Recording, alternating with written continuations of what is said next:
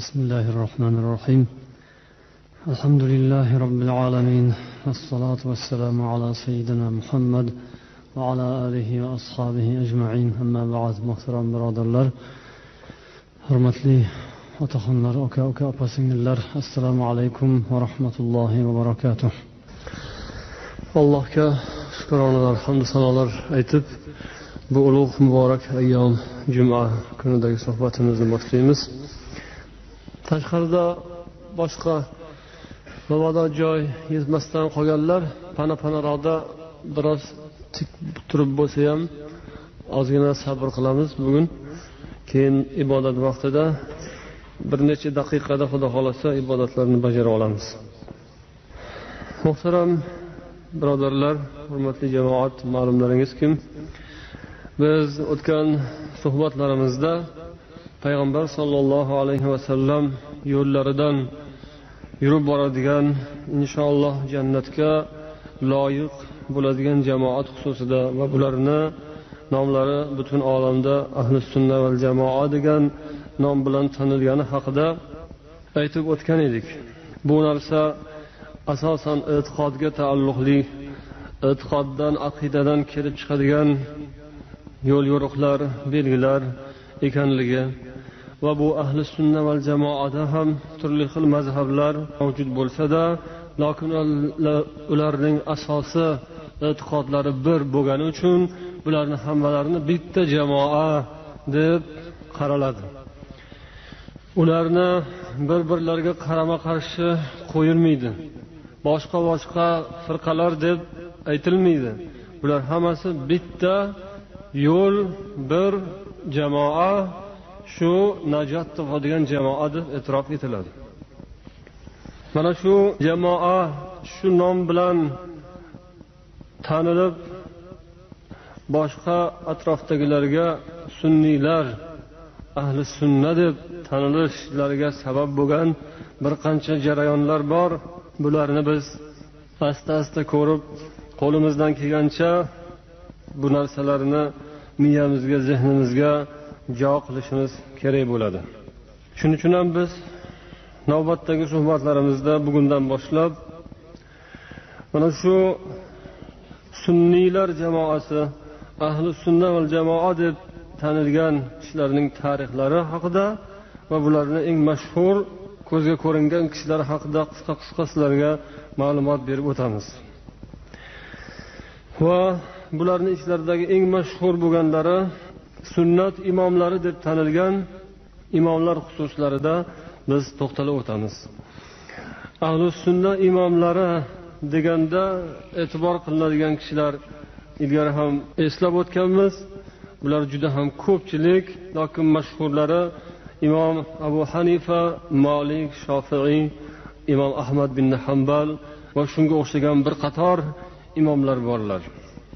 Bu kishilarni dunyoga tanilib, butun islom ahliga, musulmon millatiga tanilib, ularga ustoz sifatida, imom sifatida, rahbar sifatida e'tirof etilib qolishlariga sabab bo'lgan narsa, ularni Alloh va Rasulining yo'llariga qattiq e'tibor qilib, itoat qilib, amal qilib, o'z ilmlari bilan, taqvolari bilan, xudojo'yliklari bilan, odob va axloqlari bilan o'zlari atrofga talinganlari bu narsaga sabab bo'lgan. Hech qaysilari o'zlarini imom deb e'lon qilishmagan, hech qaysilari o'zlari meni keyinimdan ergashinglar deb o'zlariga bir firqa jamoa tuzishmagan, balkim ular o'zidan tabiiy suratda tanilib qolgan.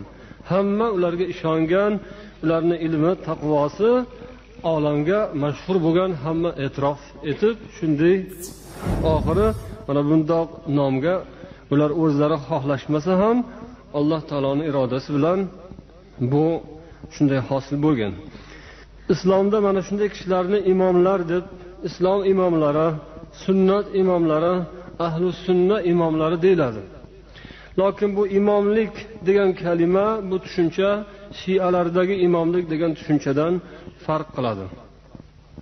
Shialarda imomlik bir maxsus avlodga, bir urug'ga bog'liq bo'ladi. Faqat Hazrati alidan kelayotgan nasl bo'lsa, o'shalardan tug'iladiganlar bo'lsa, o'shalarning avlodi deb tanilsa, o'shalarga imomat, haqiqiy rahbarlik, imomat o'shalarga xos, boshqalarniki esa tan olinmaydi deydilar. U meros, u imomlik ularda shunday bir urug'dan urug'ga, nasldan naslga ko'chadigan tushuncha bo'lib qolgan.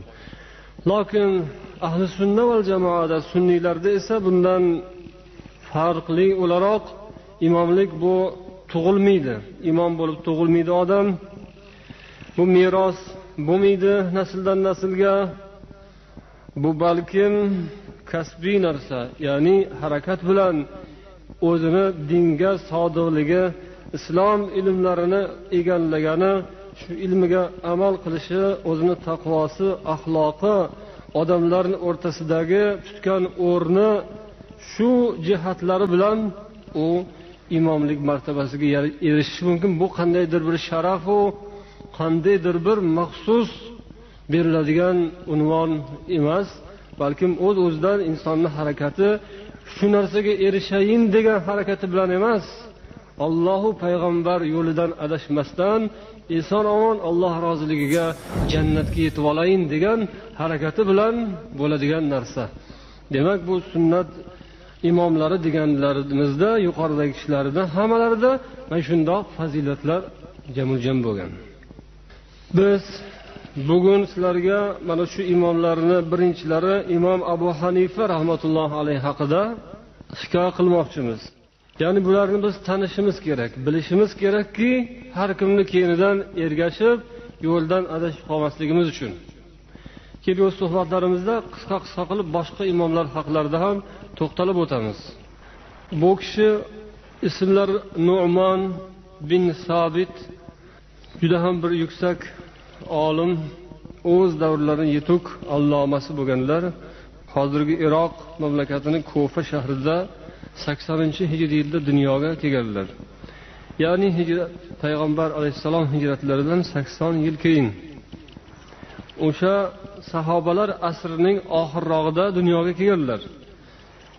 Yoshliklaridan boshlab ilmga, mehnatga qiziqqan, g'ayratchan kishi bo'lganlar. Yoshliklaridan boshlab tijorat bilan, savdo sotiq bilan shug'ullanganlar yoshliklarida. Keyinchalik esa imkoniyatlari bo'lib, ilmga qiziqish paydo bo'lib, umrlarining oxirigacha ilm bilan, islom ilmi bilan, musulmonlar hayoti bilan o'tganlar. Bu kishi mana shu yoshliklaridanoq muomalotga kirishib, savdo tijorat ishlari bilan yoshlikdan boshlab shug'ullanganlari, odamlar bilan yaqindan aloqada bo'lganlari, keyinchalik mana shu faoliyatlari davomida odamlarning dardini yaxshiroq anglab, ularning qalbiga yo'l topa olishlari va islom masalalarini to'g'ri hal qilishlariga o'sha yoshliklaridan boshlab bu odamlar bilan aralashib, bordi keldi qilib xalqqa yaqin bo'lganlari shunga sabab bo'lgan bo'lsa kerak deydilar. Keyinchalik ham juda tajribalari yuksak bo'lib, ham ilmda, ham tajribada, ham taqvoda, amalda shuhrat qozonganlar. U kishini taqvolar haqida, bu ulamolar haqida yozilgan kitoblarda ko'p rivoyatlar bo'lgan. Ba'zi bir rivoyatlar to'qma rivoyatlar ham bo'lib, ba'zi odamlar taassubga berilib, o'zlarini, toifalarini obro'sini ko'tarish uchun, boshqalarni o'zlariga ergashtirish uchun ataylab yolg'on yashiq xabarlarni, yolg'on to'qma hadislarni ham odamlarga tarqatganlari bo'lgan. Lekin o'shandaylardan xoli o'sha kishilarni haqiqatan ham taqvodor ekanliklarini xabarini beradigan bir qancha rivoyatlar sahih kitoblarda keltirilgan. Bu kishi haqlarida Imom Malik va Imom Shofiiylar o'zlari guvohlik berishgan. Imom Malik, Imom Shofiiy bulardan keyin o'tgan ulamolardan. Imom Shofiiy aytgan ekanlarki, odamlar hammalari quyidagi 5 kishini shogirdlari, farzandlari desak bo'ladi deb Abu Hanifadan boshlab bir necha shaxsni zikr qilgan ekanlar. Agar kimki fiqh ilmida, ya'ni islom qonun qoidalarini tushunish, oyatu hadisdan to'g'ri ma'no chiqarish bobida agar yetuk ilmga ega bo'lmoqchi bo'lsa, albatta u Abu Hanifaga shogird bo'lmasdan iloji yo'q. Faqihlar hammasi Abu Hanifaning shogirdlari degan ekanlar. Imom Shofiy aytadilar. Holbuki keyinchalik Imom Shofiy ham o'zlari juda yuksak ilm cho'qqisiga erishib, u kishi ham o'zlari xohlamagan suratda Shofiylar mazhabini yuzaga kelishiga sabab bo'lgan odam. Lekin bu kishi ham boshida demak dinni mana shulardan o'rganishgan. Kimki din ilmini o'qimoqchi bo'lsa, Abu Hanifaga shogird bo'lmasdan iloji yo'q dedilar. Yana she'rda falonchiga yoki bo'lmasam tarix ilmida pistonchiga, nahv ilmida yana falon ulamoga deb har birlarining nomlarini aytib, fiqh ilmida dinni to'g'ri tushunish, Qur'on va sunnatdan to'g'ri xulosalar chiqarish bobida albatta Abu Hanifaga shogird bo'lmasdan iloji yo'q degan ekanlar. Inson faqat ilm bilangina to'g'ri yo'l topa olmaydi. Agar u insonda ilmiga amal bo'lmasa va unda taqvo bo'lmasa, Allohdan qo'rquv bo'lmasa, bu kishilarda jumladan shu Abu Hanifada ham mana shunday taqvo, ilm bilan amalni birga olib borish, Parvardigor bilan bu olam o'rtasidagi bog'liqlik, Parvardigorga ixlos, itoat bu kishida ham mujassam edi. Bu kishi haqlaridagi rivoyatlarda keltiradilar, 40 yil muddat davomida xufton namozini bilan bomdod namozini bir tahoratda o'qidilar degan rivoyatlar bor ekan.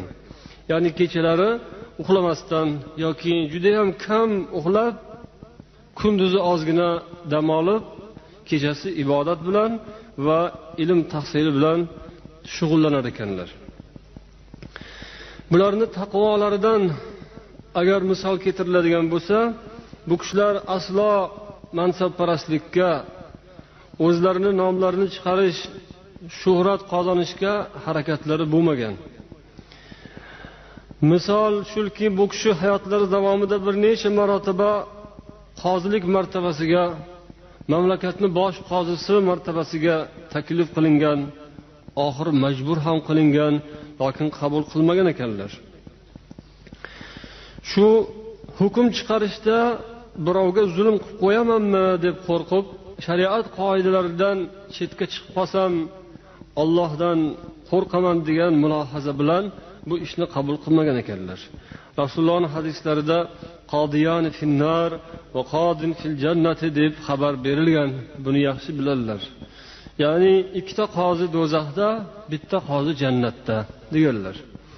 Bu deganlari qozilarning 3dan biri Alloh asragani, Xudodan qo'rqqani, hukm chiqarishda oxiratni o'ylab, ertaga Allohning hukmi ostida turishi, qiyomatda Allohning hukmiga muntazir bo'lib turishini o'ylagan qozi yoki hukmdorgina qutulib qolishi mumkin do'zaxdan. Bo'lmasam aksariyat qozilar, aksariyat hukm chiqaruvchilar do'zaxda ekanligini mana shu Rasulullohning hadislaridan anglaganlar uchun ham u kishi qozilikdan bosh tortgan ekanlar. Marvon ibn Muhammad degan xalifani davrida bu kishini o'sha shaharning amiri Yazid ibn Umar qozilikka taklif qilgan.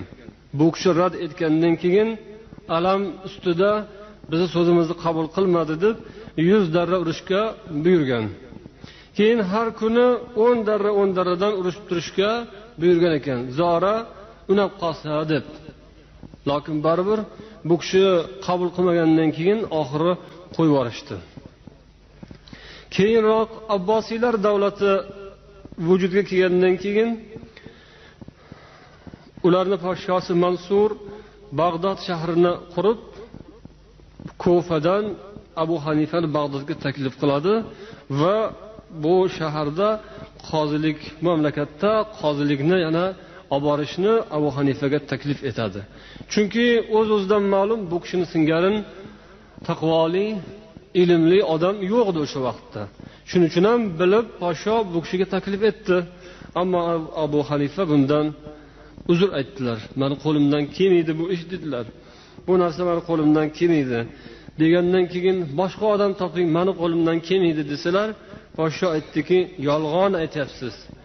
Abu Hanifa darhol hozir javoblik qilib shu yerdan o'zlarini yo'llarini topib oldilar. Ha, mana to'g'ri aytdingiz. Siz mana hozir o'zingiz javob topdingiz. Mani yolg'onchi deb hukm qildingiz. Ha, xo'p, yolg'onchi odamni qanday qilib endi siz qozilik martabasiga tayin qilasiz? Dedilarda shu javob bilan keyin qutulib ketgan ekanlar.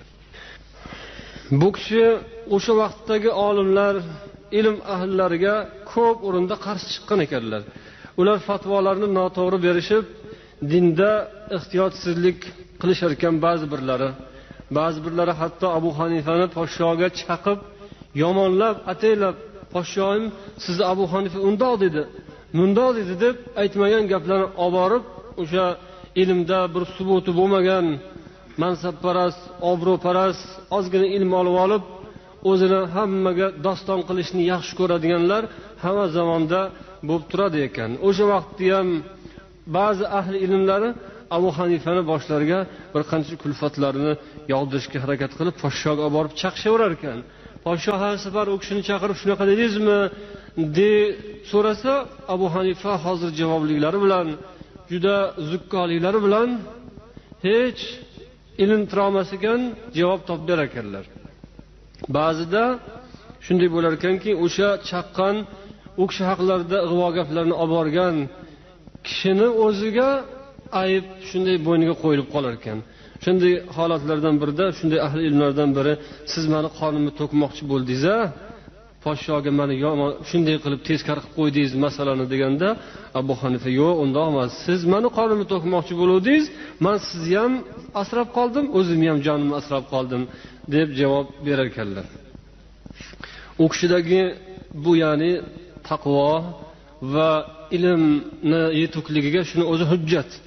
Ya'ni uni ilm ahllari u kishini yaxshi ko'rmasa ham ko'pchiligi, lekin podsho bilib bu kishini majburlar ekan, ammo qabul qilmadilar. Endi u kishidagi odamgarchilik, insoniylik xususida bir misolni keltirishgan.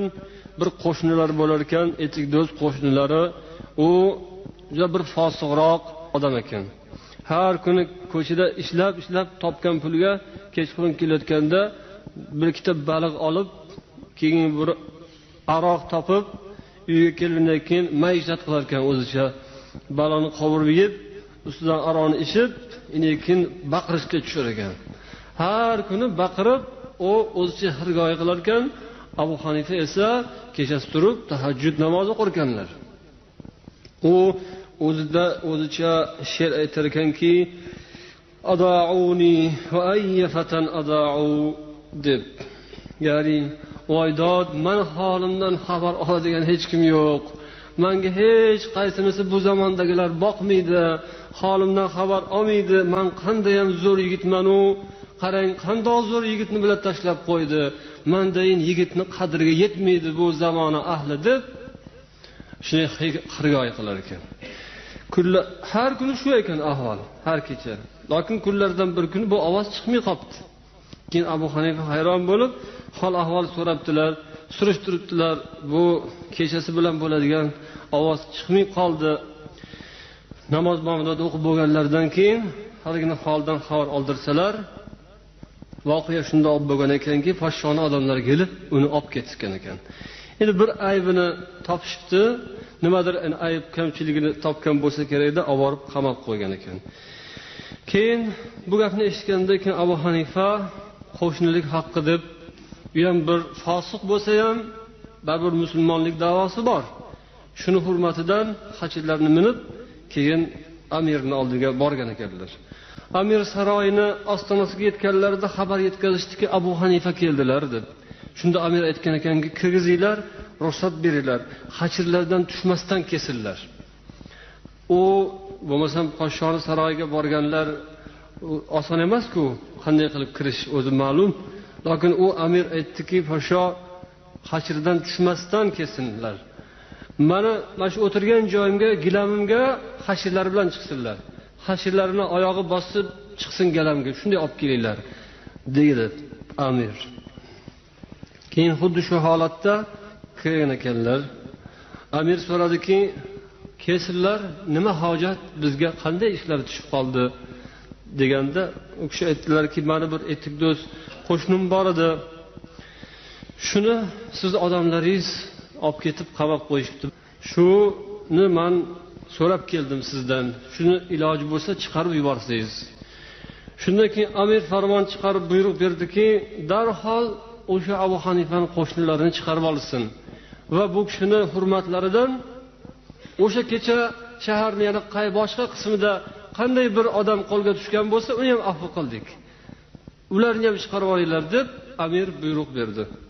Shunday qilib Abu Hanifa haligi aroqxo'r etikdo'z qo'shnilarini yonlariga olib, sekin ergashtirib uylariga tomon ketdilar.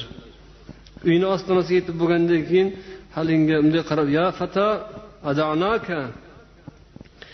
Ey yigit, holingizdan biz xabar ololmay qoldik, dedilar. Yo'q, ta'sir undan emas. Alloh sizdan rozi bo'lsin. Siz hech bir unutilmaydigan ish qildingiz. Bizga ko'p yaxshilik qildingiz. Siz odamgarchilik qildingiz, dedi. Ya'ni haligi har kecha aroqni ichib olib baqirib, "Voy, meni holimdan xabar oladigan odam yo'q. Shundoq yigitni bular qadriga yetmasdan tashab qo'ydi" degan gapni esga soldilar-da, "Sizni qadringizga yetmasdan yigit tashab qo'ydiga" dedilar.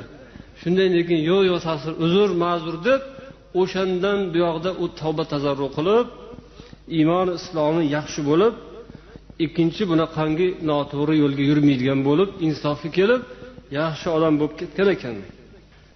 Abu Hanifa o'kshal yuqorida aytganimizdek hijratning 80-yili dunyoga kelganlar va ulamolarning e'tiroflaricha u kishi tabi'in-tobiinlardan hisoblanadilar. Ya'ni o'sha davrda sahobalarni ko'rgan bo'lsalar ham, lekin yosh bo'lganlar, tobiinlar payg'ambar sahobalarni ko'rganlar, tobiinlar esa tobiinlardan dars olib, ulardan ilm, din o'rganganlarni tobiinlar deyiladi. Bu kishini ham martabalarini shunday deyshadi. Hammalari ham Qur'on va sunnatdan uzoq ketishmagan. Qur'on va sunnat o'rtasida ular hukm chiqarishgan. Ba'zi birlar o'sha o'tgan ulamolar haqida yuqorida aytganimizdek, biz ularni bilan ishimiz yo'q. Ular ham bitta olim, bizdan bitta olim degan da'volarni qilishadiganlar to'g'ri emas, ularning so'zlari, yo'llari. Balkim bu kishilarni butun olam o'ziga ustoz deb biladi va din shular orqali naql qilinib bu yoqqa bizgacha yetib kelgan. Agar Qur'ondan bir javob chiqmasa biron bir masalada, unda albatta sahih hadislarga qaralardi. Agar hadislardan ham javob chiqmaydigan bo'lsa, unda ijmo, ana undan keyin qiyos degan bir hukmlar keladi. Ya'ni ijmo o'sha sahobalar davrlarida shu masala agar yuzaga kelgan bo'lsa, o'sha fikrlari bir joydan chiqqan olimlar, ilmli kishilarning fikrlari bir joydan chiqsa, shuni ijmo deyiladi. Qur'onda, hadisda topilmagan masalalarni ijmo yo'li bilan hal qilinadi. Hazrat Umar biron bir masala chiqib qolsa, sahobalarni, olimlarni yig'ib o'rtaga tasharkanlar, maslahat qilar ekanlar. Fikrlari tinib bir joyga to'planib, hammalarining gaplari bir joydan chiqqan oxirgi nuqta bu ijmo bo'ladi. Yana qiyos, bu ham Abu Hanifa rahmatulloh alayhi zamonlarida juda yaxshi rivojlangan va buni qonun qoidalari mustahkamlangan ekan. Qiyos degani biron bir muammo masala chiqib qolsa, buni ham javobi Qur'ondan, sunnatdan va o'sha sahobalar ijmolaridan topilmasa, o'shanga o'xshab ketadigan bir masalaga taqqos qilib, qiyoslab turib javob topish. Ayniqsa bu ish islom diyori kengayib, musulmonlik hududlari, chegaralari kengayib ketgandan keyin, islomga arablardan boshqa millatlar, ajam millatlari, forslar, hindlar, turklar kirishgandan keyin ularning ichida turli xil urf-odatlari bor edi. Har xil holatlar, arablarda sodir bo'lmagan ba'zi bir holatlar sodir bo'lib qolardi. Sahobalar davrida yuzaga kelmagan muammolar keyinchalik paydo bo'lib qolardi. Shularning javobi Qur'ondan yoki sunnatdan, sahobalar hayotidan to'g'ridan to'g'ri topilmasdi. o'shanday masalalarda shunga o'xshab ketadigan masalani topib hukm qilishardi. Buni qiyos deyishardi, ra'y deyishardi. Ra'y degani fikr, insonning fikri ra'yi degani. Bu narsa demak o'z o'rnida kerak. Payg'ambar alayhisolatu vassalom sahobalardan birini, Muoz ibn Jabalni Yamanga jo'natayotganlarida ham so'raganlar.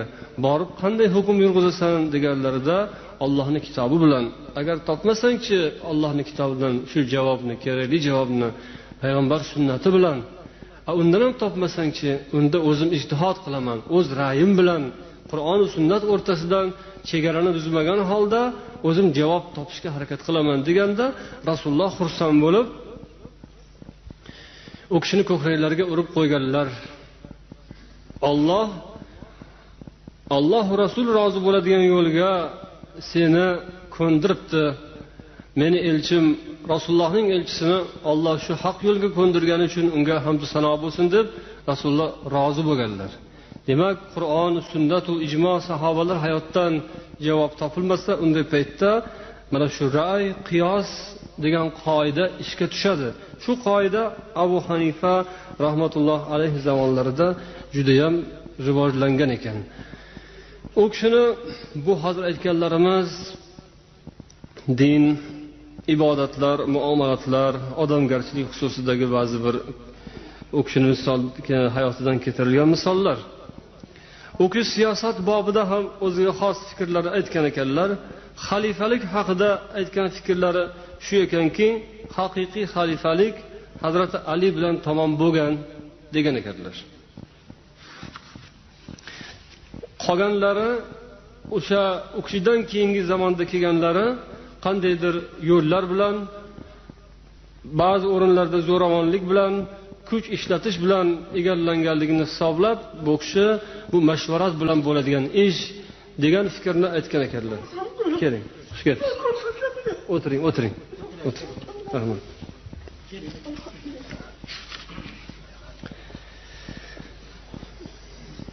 Bu kishi 150-yili dunyodan ko'z yumdilar. Ilm ahlini buyuk ulamolardan birlari vafot etgan kunida shu ilm yana davom etsin uchun Alloh taolo dunyoga yana bir insonni keltirdi. Imom Shofiiy deb keyin bu kishi nom qozondilar. Bularning o'rtalarida esa go'yoki ko'prik bo'ladigan, mana shu yo'lni davom ettiradigan bir ko'prik sifatida go'yoki Imom Malik ham yashab o'tganlar. Inshaalloh biz kelgusi jumamizda bular haqlarida qisqacha to'xtalib o'tamiz va keyinchalik biz mana shu ahli sunna va jamoaning yo'li eng to'g'ri haq yo'l, Qur'on sunnat yo'li shu yo'l ekani uchun biz bu yo'ldagi har xil olimlar, ularning fikrlari, ularning nasihatlari, yo'l yo'riqlari, tajribalari, bulardan uzoqlashib ketmasligimiz uchun bularni bilishimiz kerak. Aynan bir kishiga taqlid qilib shunga ergashish shart, farz deyilmaydi. Ammo shulardan uzoqlashib ketish ham adashish bo'lib qoladi. Bular ustoz, bular qudva, ibrat, shulardan olinadi ibratni. Va bular o'tgan safar aytganimizdek, o'sha Rasululloh maqtagan 300 yil ichida o'tgan odamlar, olimlarning yaxshilari ergashsa ibrat olsa bo'ladigan odamlar, bular fikrlarini o'rgansa birinchi galda haqdor odamlar bular. Bularning fikrlarini biz birinchi galda o'qib o'rganishimiz kerak bo'ladi. Albatta xato, kamchilik esa payg'ambarlardan boshqa hammada bo'ladi. Qaysi bir inson o'zini mazhab boshisini yoki o'zini ustozini hech qanday xatodan xoli emas, mutlaq bu kishiniki to'g'ri desa, o'sha odamni payg'ambarga tenglashtirib qo'ygan bo'ladi. Bundan saqlaniladi. O'sha Abu Hanifani ham umuman ahli sunna va jamoani e'tiqodlarida imomat deganda o'sha rahbarlikdagi odamda albatta nuqson kamchilik bo'lishi ham tan olinadi.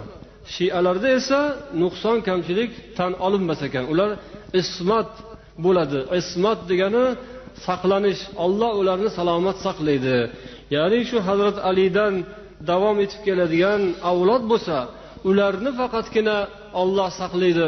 undan boshqasini esa Xudo saqlamaydi deb boshqalarni e'tirof etmasdan qandaydir o'shalarni avloddan keladiganlar hech qanday gunoh qilmaydi, hech qanday kamchiligi yo'q deb e'tiqod qilishadilar. Ammo ahli sunna val jamoada har qanday odam olim bo'lsa ham, bizni nazarimizda juda taqvoli odam bo'lsa ham, uni ba'zi bir xato kamchilikka yo'l qo'yishdan u xoli deb aytishga biz e'tiqodimizga mumkin emas. Ahli sunna val jamoat e'tiqodida faqat payg'ambar xoli, u zotni Alloh o'zi xossatan saqlab turgan.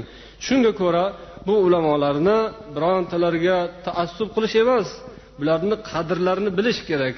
Bularni hammalarini barobar ustoz sifatida o'rganishimiz kerak, bilishimiz kerak bo'ladi. Xato bo'lsa keyinchalik u o'z-o'zidan to'g'rilanib ketaveradi. Mabodo biror o'rinda sahih emas hadisni agar hukmga kirgizilgan bo'lsa, o'z o'rnida u ham asta-asta tuzalib, to'g'rilanib boraveradi. Bu islomning mohiyati, islomni yurishi mana shu tarzda bo'ladi. Yana shu bilan bir qatorda biz bu to'g'rilarni bilib olganimizdan keyin inshaalloh buni iloji boricha qisqartirib o'tishga harakat qilamiz. Keyin islom olamida tarixida adashgan toifalar, zalolatga ketgan deb e'tirof etilgan toifalar haqida ham inshaalloh suhbatlashamiz. Bular Shialar, Qadariylar, Mu'tazililar, shunga o'xshagan toifalar.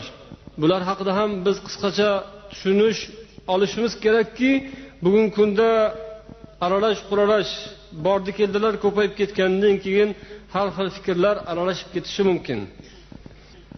Hatto ba'zi bir o'quv yurtlarida mutlaq yangilik bo'lgan narsalarni chetdan, u yoqdan bu yoqdan kelib tiqishtirayotgan holatlar ham eshitilib turibdi. Hali bizni xalqimiz tanimaydigan Bahoiylar degan, bizni xalqimiz bilmaydigan Ahmadiylar degan aniq kofir bo'lgan toifalar bor.